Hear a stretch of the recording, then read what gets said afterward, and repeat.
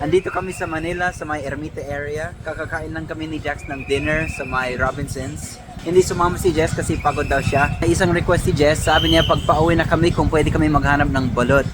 Kaya habang naglalakad kami, maghanap kami ng balot sa daan. Let's go. Ayan o. Ayan o. Parang may nakita akong balot. They have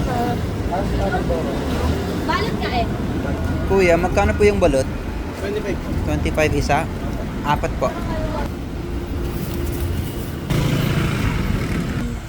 Balot secured.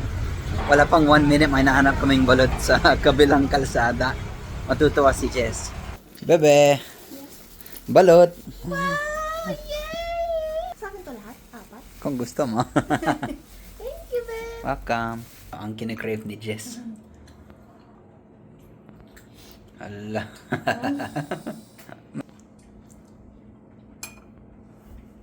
Sarap. Kalinis.